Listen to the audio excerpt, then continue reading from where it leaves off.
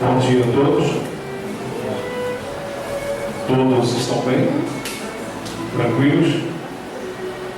Vamos iniciar uma atividade que contamos com a participação de todos e desejamos que todos, de alguma forma, tentem se espiritualizar, tentem conviver com uma realidade que somente depende de cada um de nós. Queremos agradecer a presença de todos, especialmente a presença do nosso irmão Pedro, que de tão longe, aceitando o nosso convite, aqui está, para logo em seguida nos brindar com mensagens de amor, de fé e de conhecimento. Saudamos irmãos que presidem outras instituições e que aqui estão, recebam nosso abraço e nosso carinho. Ouvimos agora mesmo mensagens do Evangelho de Jesus, registradas inclusive pelos profetas e também pelos seus apóstolos. Em Atos dos Apóstolos, nós encontramos uma mensagem maravilhosa. E essa mensagem, eu penso que a todos deve interessar. O nosso irmão Amorim deu uma ideia inicial do nosso tema. O tema nosso hoje é: o que realizas em favor da tua estada na terra? Eu tive a oportunidade já na ICEL de tocar neste assunto, porém hoje eu gostaria de aprofundá-lo com a participação de todos. A pergunta que nós devemos fazer é a seguinte: atenção, o que vai acontecer com a sua ausência? O que vai acontecer com a sua ausência? Sim, pergunto, o que vai acontecer quando você deixar de existir aqui na Terra? Isso é muito importante. O que vai acontecer quando você desaparecer? Se tudo que você fizer morrer contigo, você, acredite, é um fracasso. Vou repetir. Se tudo o que você fizer morrer contigo, você é um fracasso. Por quê? Porque a verdadeira liderança é medida depois que você partir. Repito, a verdadeira liderança é medida depois que você partir. É por isso que os verdadeiros líderes não constroem templos. Eles, os verdadeiros líderes, investem em pessoas. Vamos repetir. É por isso que os verdadeiros líderes não constroem templos.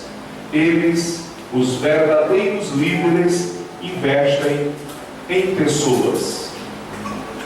Por quê? Um exemplo.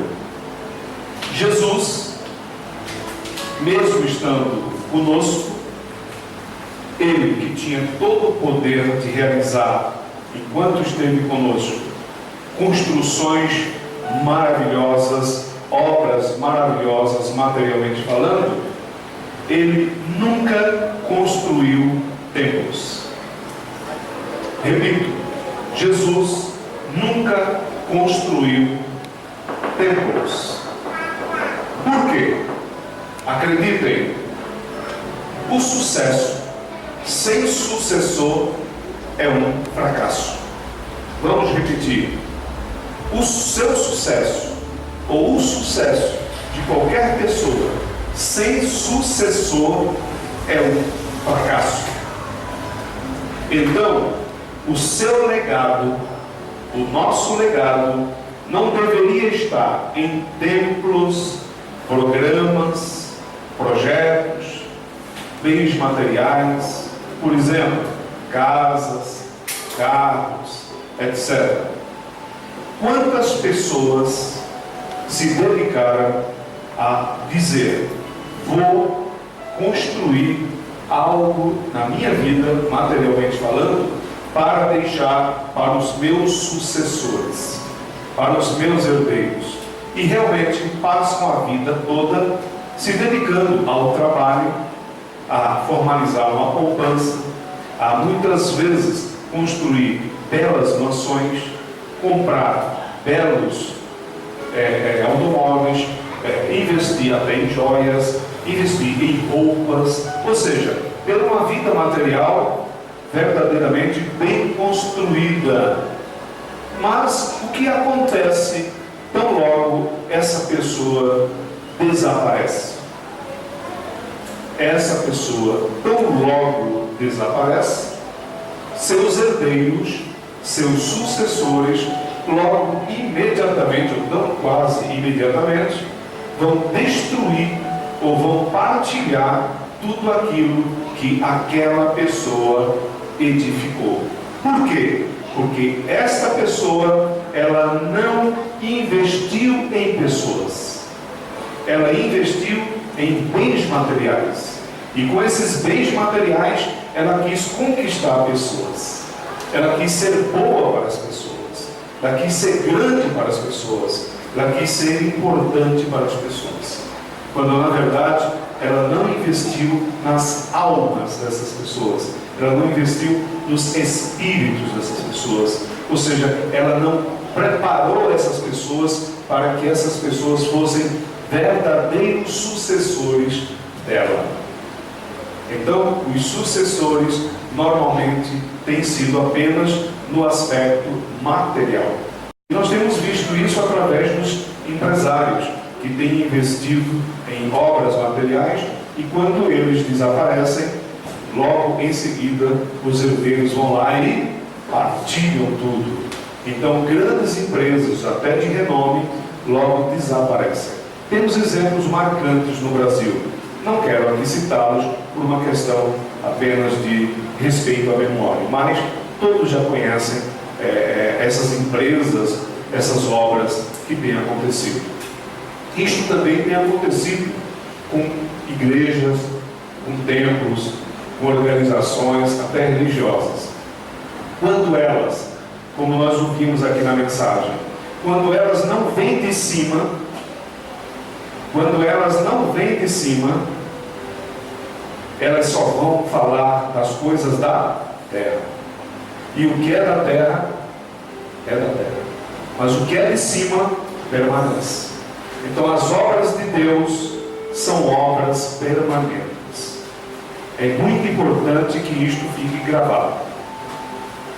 O maior ato de um líder deveria ser o investir em pessoas. Essa é sua condição mentorial. O que quer dizer condição mentorial? Significa que um mentor, e a Icel prega bem isso, é aquele que simplesmente ensina e aconselha. Ensina ou aconselha.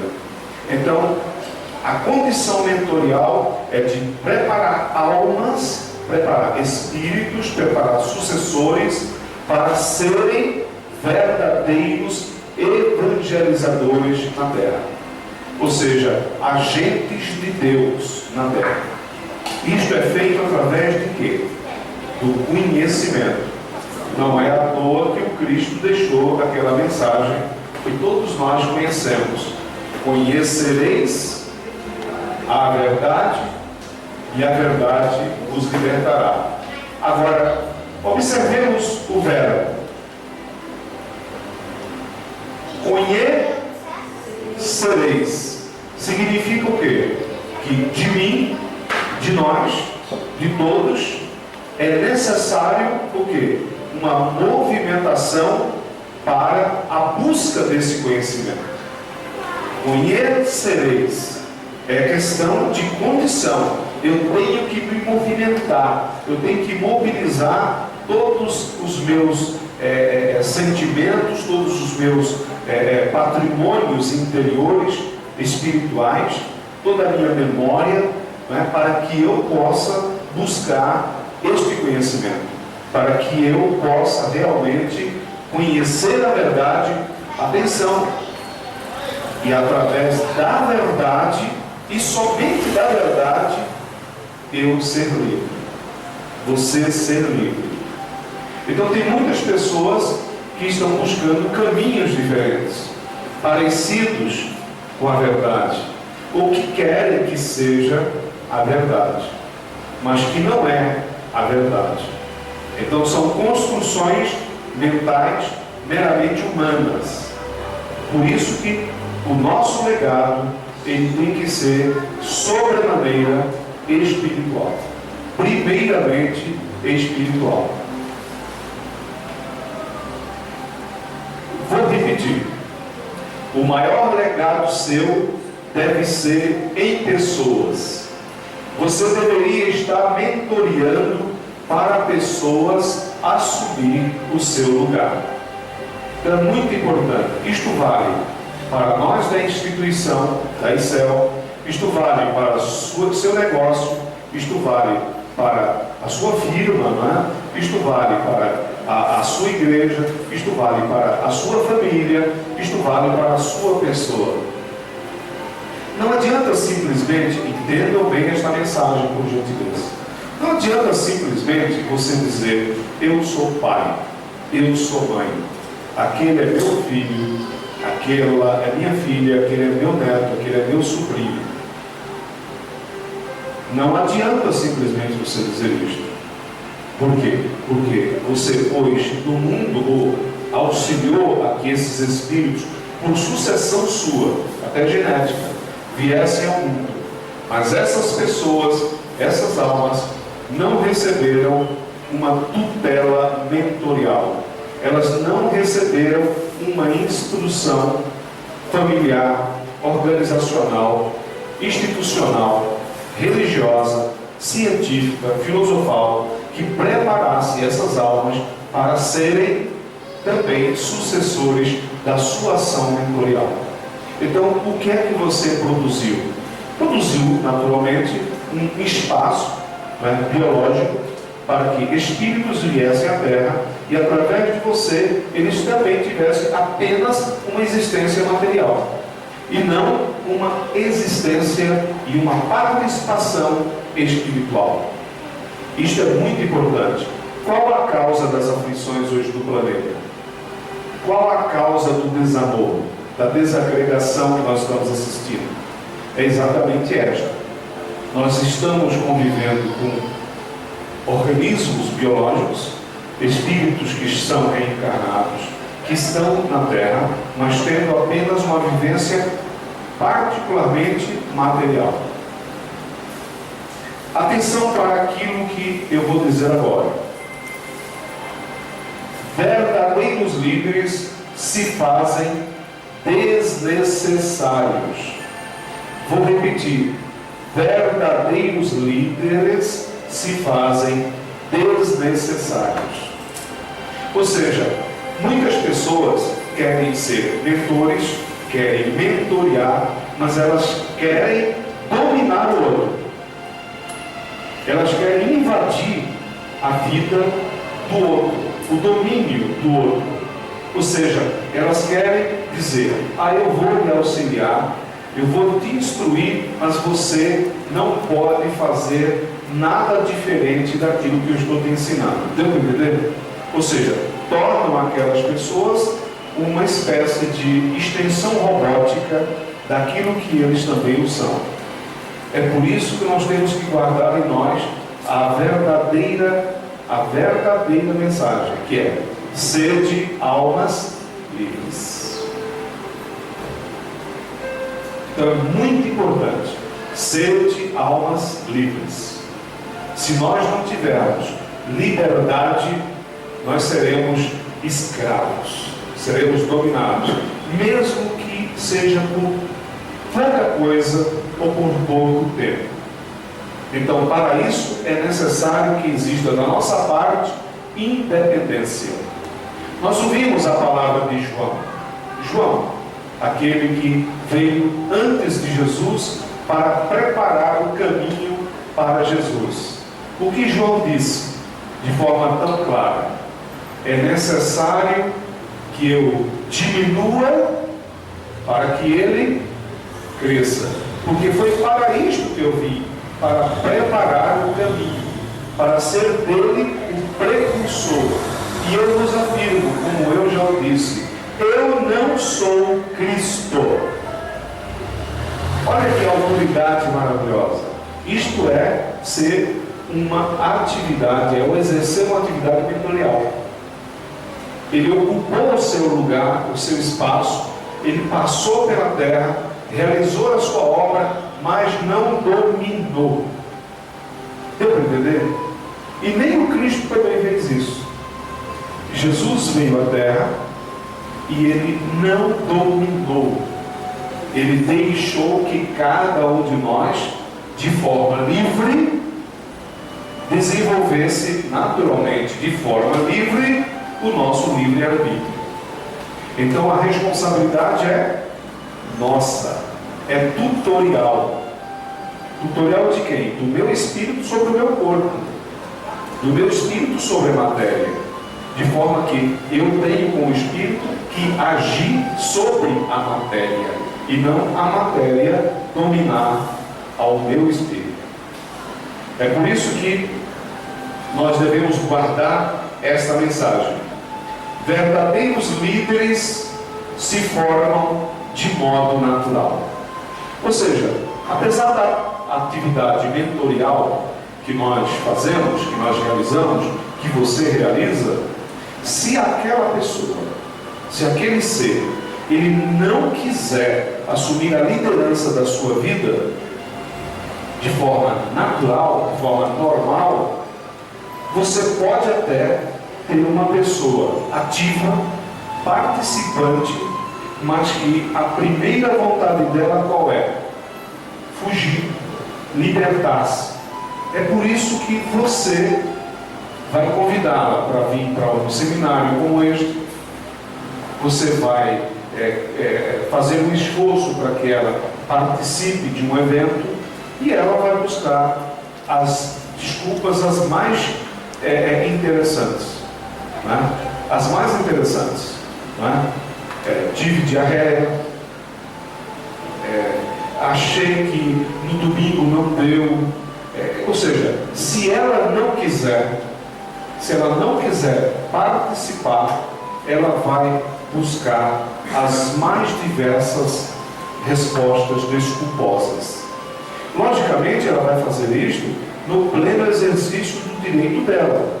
Só que ela sabe que está fugindo da verdade. Deu para entender? Ela sabe que ela está dando essa desculpa, mas ela sabe que ela está mentindo. Deu para entender ou não? Nós não sabemos que ela está, mas ela está mentindo. Então, ela sabe que ela está mentindo. Então, em face dela, ou seja, contra ela, existe uma ação, né, e uma reação por conta do ato praticado por ela. Isso tem consequências espirituais? Com certeza. Para você ter uma ideia de como realmente o Cristo, Jesus, ele é mentorial, nós temos a seguinte passagem, registrada por Lucas, capítulo 6, versículo 12. Chamamos a atenção da igreja, das pessoas presentes, para este momento de Jesus. Naqueles dias, retirou-se para o monte a fim de orar.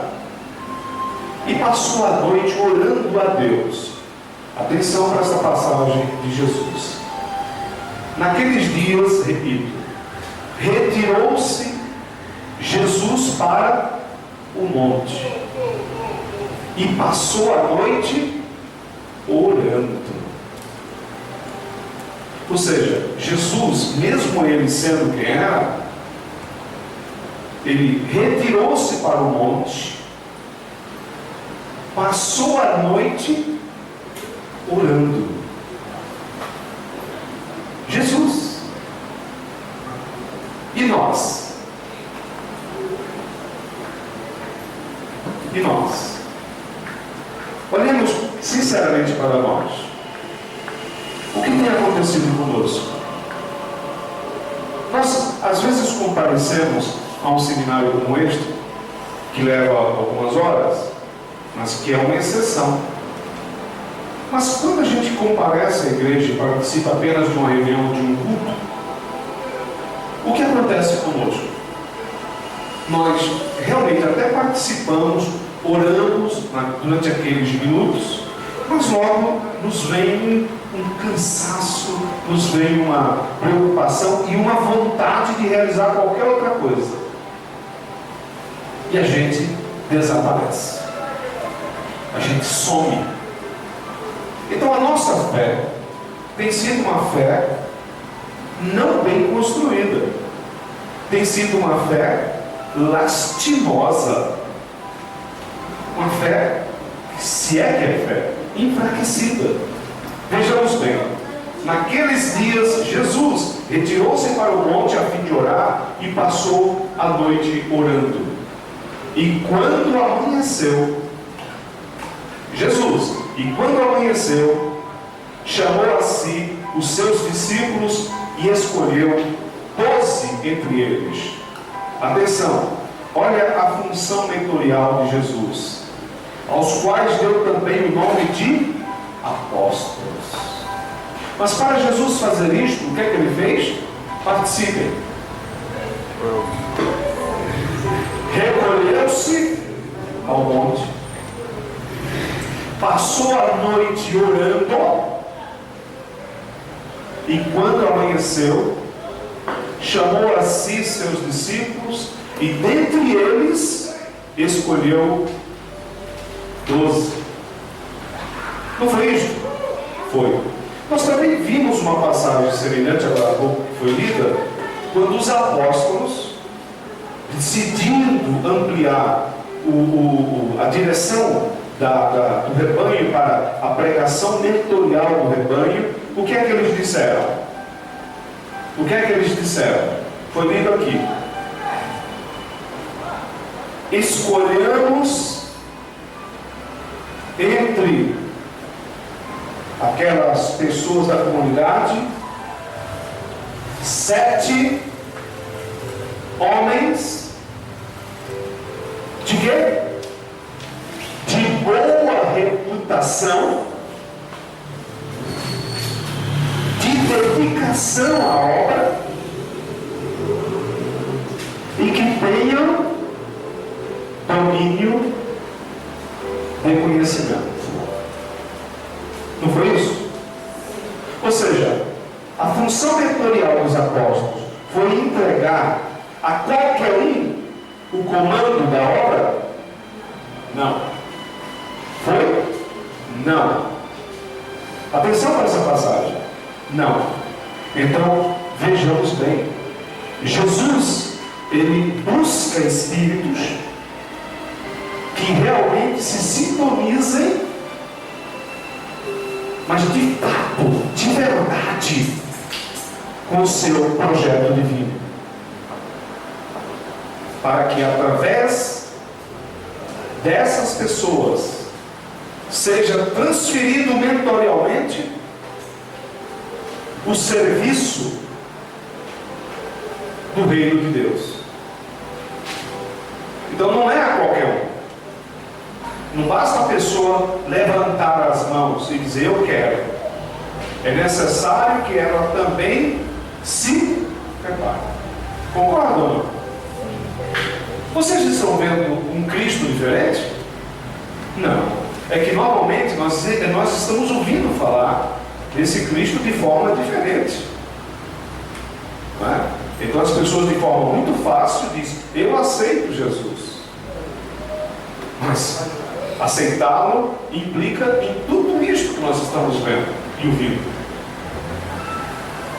Então, quais foram esses apóstolos? Todos conhecem. Simão, a quem acrescentou o nome de Pedro, e André, seu irmão, Tiago e João, Filipe e Bartolomeu, Mateus e Tomé, Tiago, filho de Alfeu, e Simão, chamado Zelote, Judas, filho de Tiago, e Judas Iscariotes, aquele que se tornou o traidor. Olha só que interessante.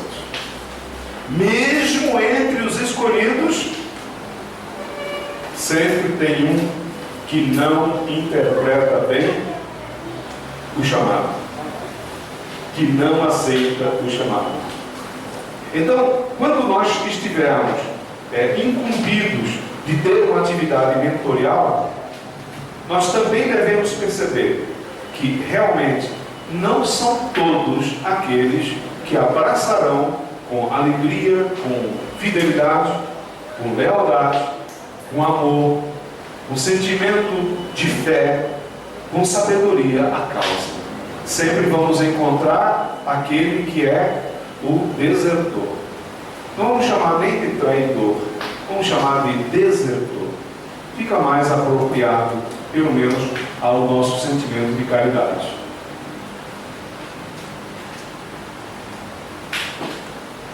E descendo eles, parou numa planura, onde se encontravam muitos discípulos seus e grande multidão do povo, de toda a Judéia, de Jerusalém e do litoral, de Tiro e de Sidom, que vieram para ouvirem e serem curados de suas enfermidades.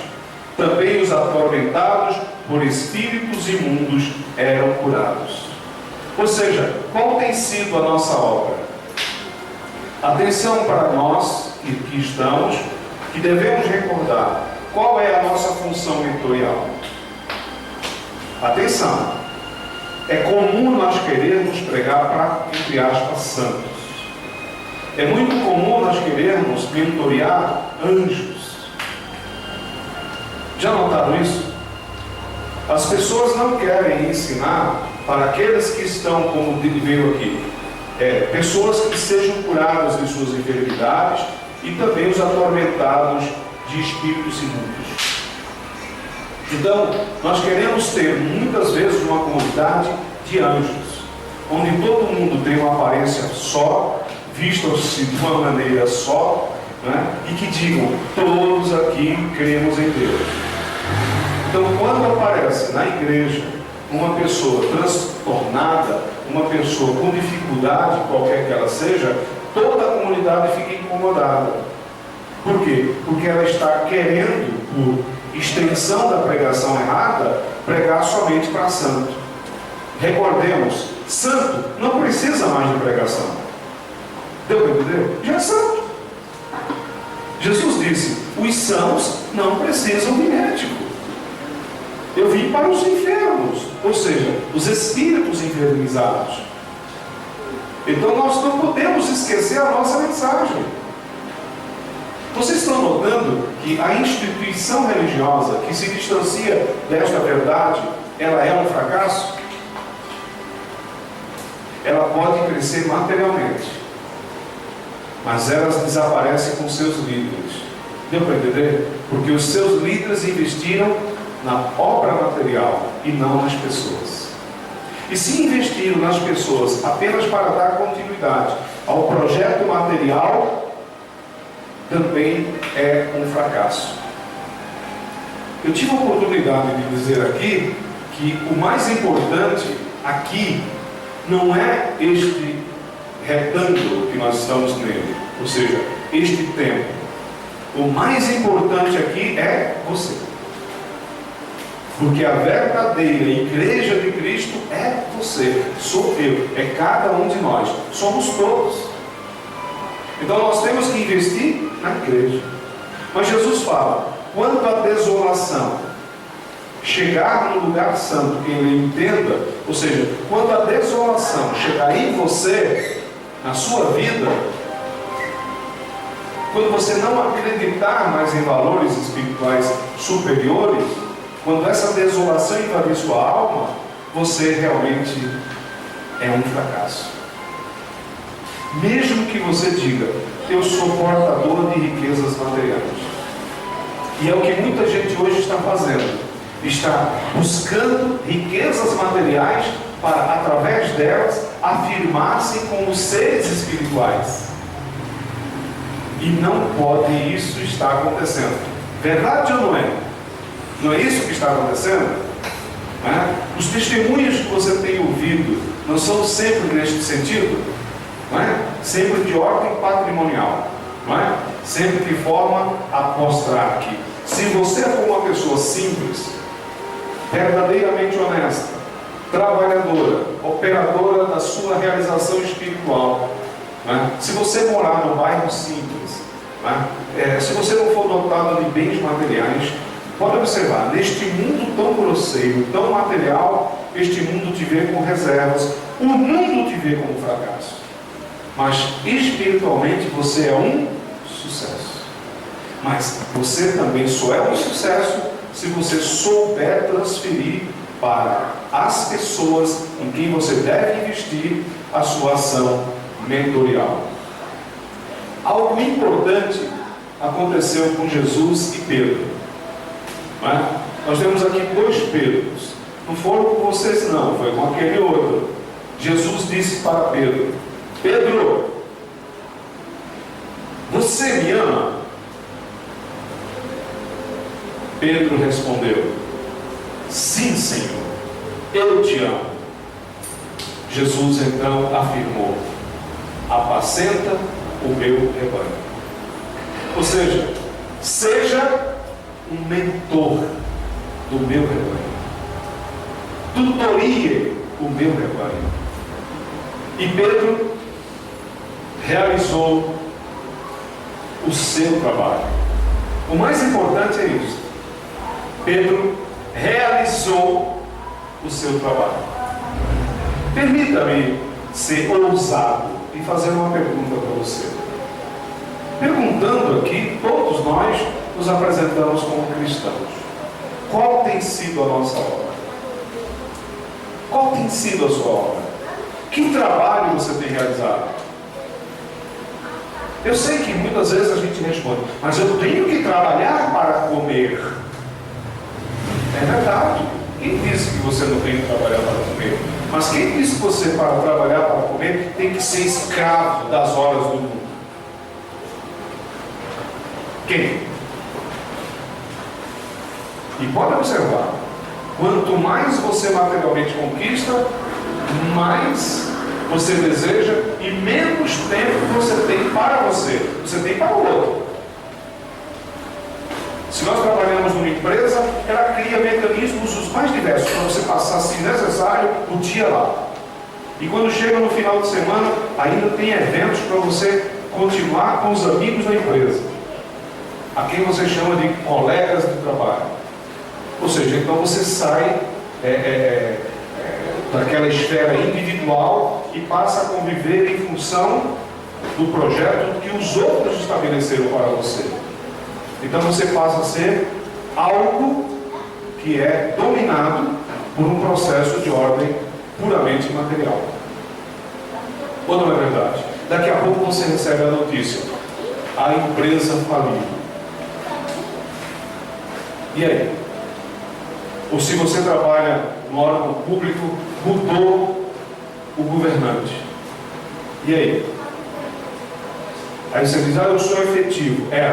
Porque agora você é efetivo aqui, daqui a pouco você está lá, você trabalhava lá no escritório, daqui a pouco você está lá no cemitério, trabalhando lá. Na verdade. Então quer dizer, você não tem domínio de si mesmo. Eu sou efetivo. Como escravo. Você é um escravo daquele que trabalha. Mas você não é livre. E por conta do pão material que você diz que está buscando, você anula todo o desenvolvimento seu. E aí a vida passa.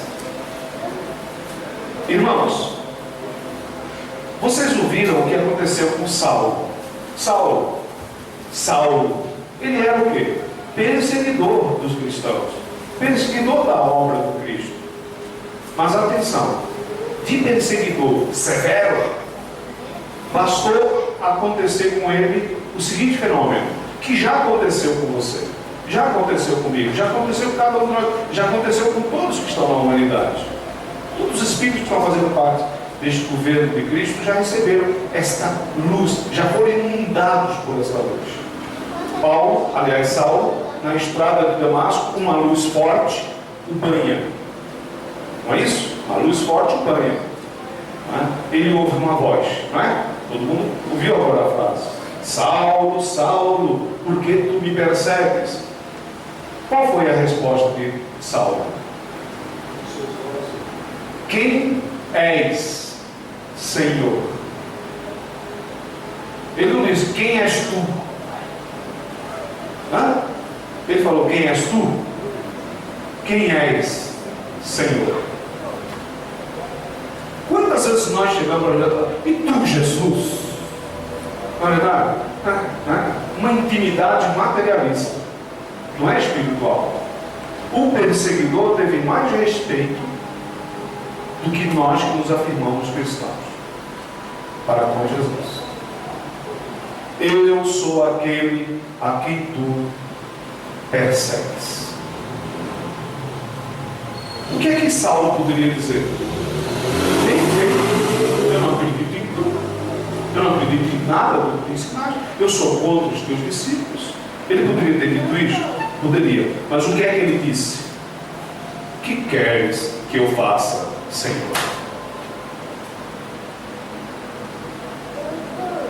O perseguidor, o terrível perseguidor, com a autoridade de prender, de matar, de fazer muitas coisas, respondeu isso. E você, e eu, e nós cristãos, chamados ao trabalho, o que estamos dizendo? Não tenho tempo. Hoje é domingo, olha, eu vou ficar só um pouquinho, vou embora, porque eu tenho compromisso, eu estou lá, ou então estou com diarreia. Deu dor de cabeça, não sei porquê.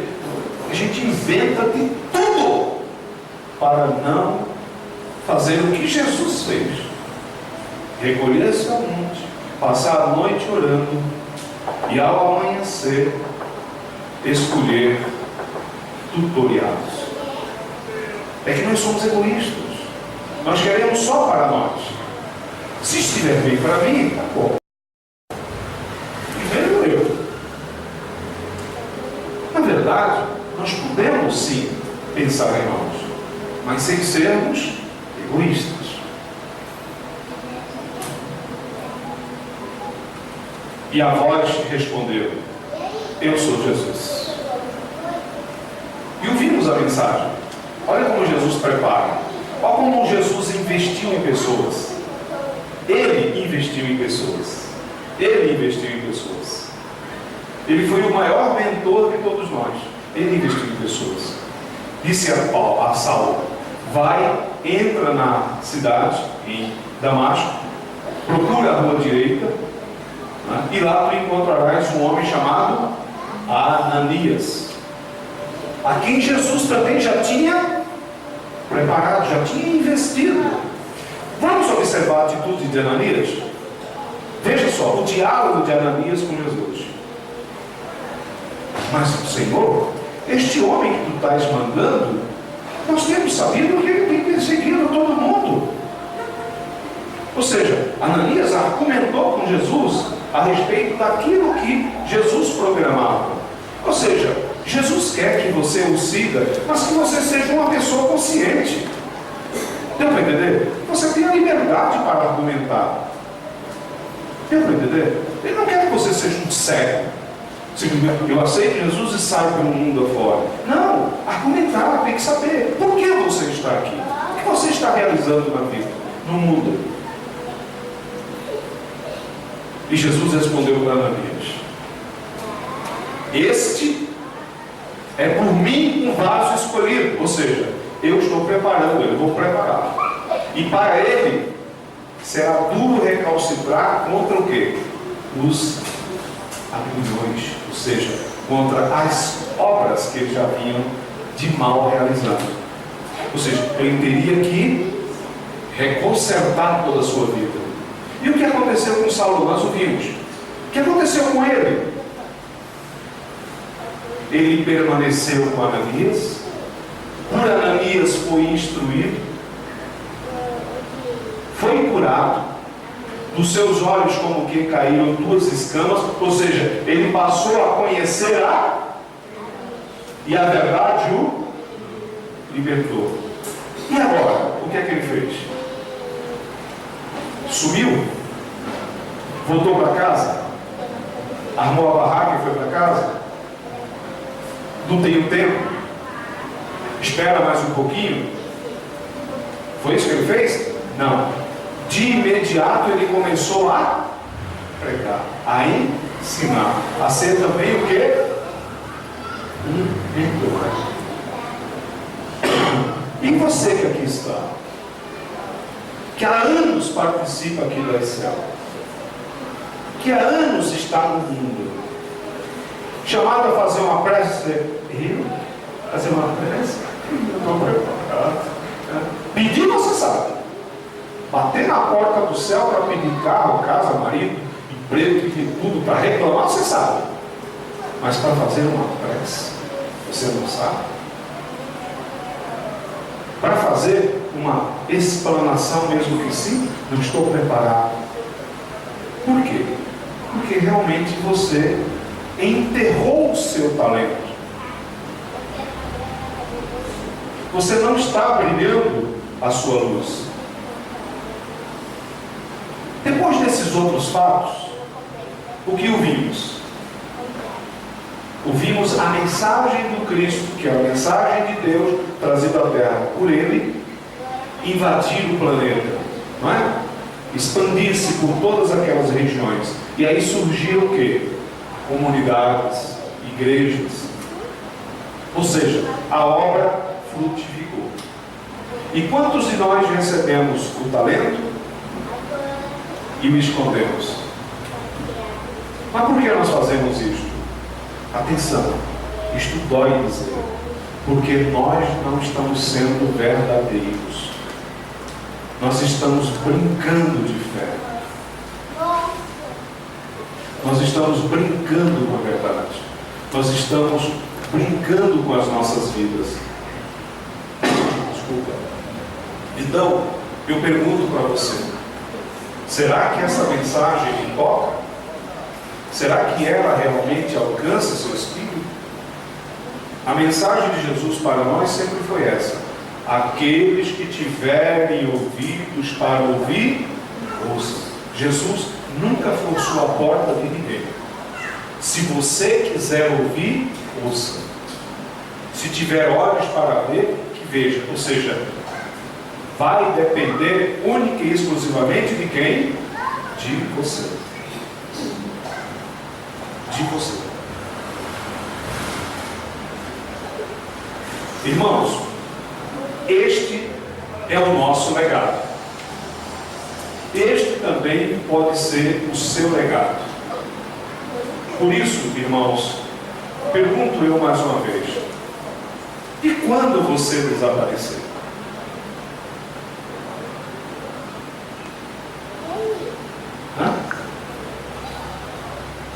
Tem muita gente que está hoje na Terra que, mesmo sem desaparecer, a turma já está dizendo: morre logo. Fica até torcendo que a pessoa desapareça. Fica até vibrando. Tem gente até que ora para que o outro morra logo. Pensam que isto é invenção ou brincadeira? É verdade. Sabe por quê? Porque as pessoas não investiram em pessoas. Jesus investiu na gente. A ICEL está investindo na gente. Sabe por quê? Porque nós já passamos daquela fase de cordeirinhos, de ovelhas que vai para o matadouro.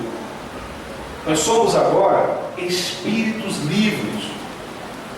E Jesus falou: Deus é espírito, e Ele procura aqueles que o adorem em espírito e verdade. Jesus é categórico. Mas mesmo Jesus, apesar de ter feito o que fez, preparado todos esses apóstolos e discípulos, o que aconteceu depois? Mesmo ele, depois da crucificação, ele ressuscita e permanece instruindo os seus discípulos por mais 40 dias. Atenção para esta palavra. Por mais 40 dias. Eu já ouvi aqui, da Excel, pessoa sabendo do seminário e perguntando: que hora vai começar? Bom, vai começar às 8 horas. E que hora vai terminar? Às 5. Ixi, é muito tempo. É muito tempo. Eu não sei se eu vou aguentar. Eu não aguento, não importa. Jesus permaneceu 40 dias. Aí você vai dizer: mas era um outro tempo. É o mesmo tempo. Porque ele pregava para aqueles que queriam ouvir. Então, atenção, esta mensagem, ela vale para todos os aspectos da sua vida. Não vamos aplicá-la somente no aspecto religioso, mas no aspecto total da sua vida. Porque o nosso particular desejo mentorial, por isso que na ICEL existe o quê? A figura do mentor. Segundo o estatuto da ICEL, a mais alta autoridade da ICEL tem o nome de irmão mentor. Interessante isso. Por quê? Os espíritos foram eles que trouxeram. Eles sabem o que estão fazendo. Eles sabem como comandar. Eles sabem o que estão fazendo. Atenção também para isso. Nós temos visto que, por incrível que pareça, os maiores adversários, aqueles que na internet ou de forma diversa se manifestam contra a ICEL, dizendo que espiritismo não tem igreja, e eu também concordo com eles, espiritismo não tem igreja. Espiritismo não tem igreja, nem pode ter. Quem falou que o espiritismo tem que ter igreja? O espiritismo não tem igreja. Quem tem igreja é quem? O cristianismo. Quem fundou as igrejas? Quem fundaram as igrejas? Os apóstolos de Jesus. Os sucessores de Jesus. Por ordem do próprio Cristo, autorizado, porque para construir a igreja de Cristo, tinha que necessariamente ter o quê? A doutrina de Cristo. Então, primeiro veio a doutrina. E qual é a doutrina do Cristo? E Deus amou de tal maneira o mundo que ofertou para o mundo o seu Filho, Jesus, o unigênito Jesus. Então, Deus também está mentoreando a gente. Deu para entender? Ele também está acreditando na gente. Os Espíritos, quando trouxeram a carta teológica, trouxeram a seguinte mensagem, lembra? E caminhando ao vosso reencontro, Deus, Deus, caminhando ao vosso reencontro, alcançaremos os bens espirituais e materiais que para nós está reservado. Então, primeiro os bens espirituais, consequentemente, os bens materiais. Então, não conheço um só verdadeiro cristão que morra de fome. Já preguei isso muitas vezes, nesses anos todos na igreja. Você pode estar hoje passando dificuldades de ordem material por dois motivos. Porque você apenas serviu ao mundo. E pode ver aí os pacotes de maldade, aumento de impostos, taxa de juros, tudo, ou seja, para sufocar você. E cada vez mais você vai ficar sufocado. Porque de você vem tirar a pele, vem tirar tudo. E agora já está raspando o osso. Vai chegar no tutano, pode ter certeza. Porque o mundo quer isso de você. Irmãos, vós sois cá de baixo. Eu sou lá de cima. Vós sois deste mundo. Eu do mundo não sou. Por isso eu vos disse que morrereis em vossos pecados. Porque se não crerdes que eu sou, morrereis dos vossos pecados. Então lhe perguntaram: quem és tu? Respondeu-lhes Jesus: que é que desde o princípio vos tenho dito. Muitas coisas tenho para dizer a vosso respeito e vos julgar. Porém aquele que me enviou é verdadeiro, de modo que as coisas que dele tenho ouvido, essas coisas eu digo ao mundo. Ou seja, Jesus foi também meritoriado por Deus para que Jesus fosse um anunciador daquilo que Deus é. E nós? O que você pode ser? Em que você pode se tornar? O nosso propósito é que você seja livremente uma alma, um espírito que está na terra para isso, obreiro da verdade, agente de Deus, transformador da vida, transformador da sua vida, ajudador da transformação da vida dos outros, mudando assim completamente o mundo. Por isso, irmãos, alimentemos as pessoas com os ensinamentos da Igreja de Cristo. E na Igreja em Céu, através da fiel dedicação ao estudo, inclusive participação e vivência da carta teológica.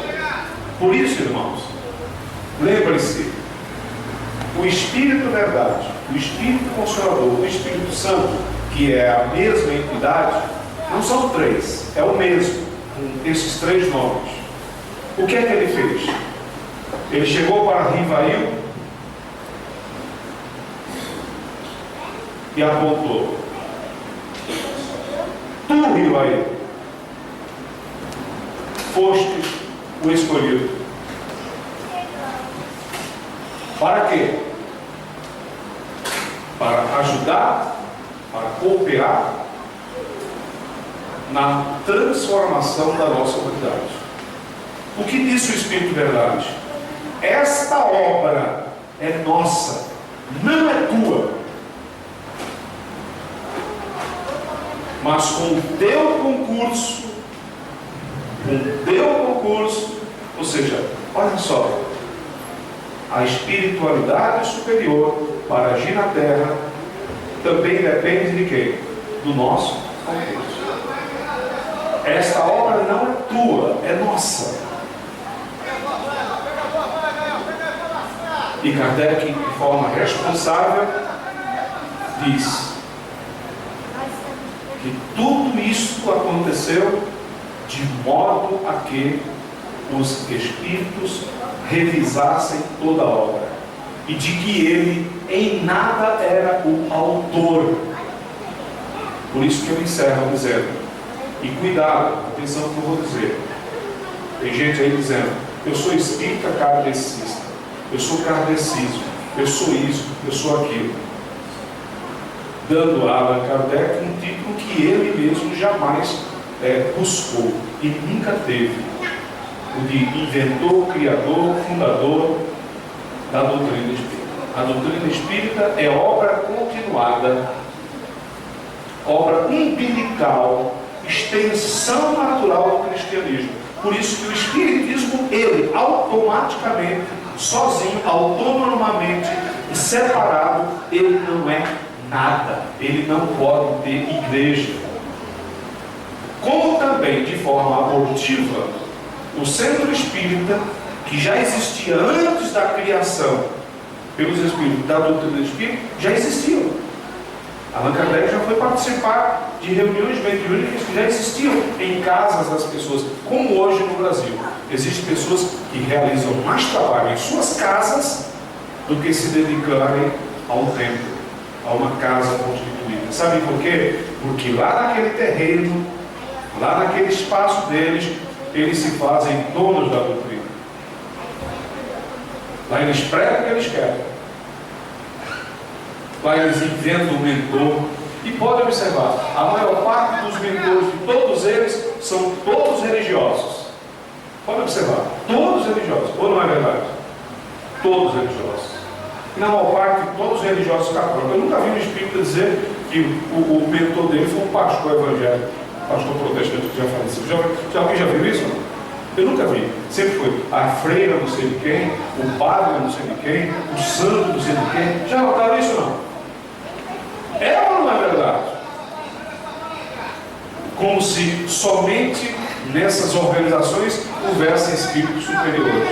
Existem espíritos superiores em todos os lugares da terra. Na Umbanda, no Candomblé, em todo lugar existe espírito superior, irmãos.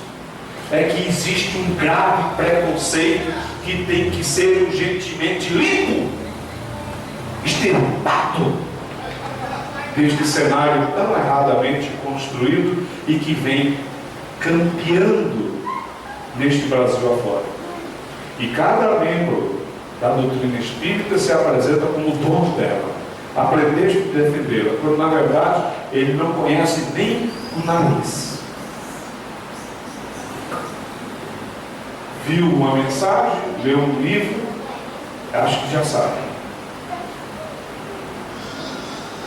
Doutrina espírita é cristianismo redivivo, sim, mas em sua inteireza, a exigir de todos nós conhecimentos universais.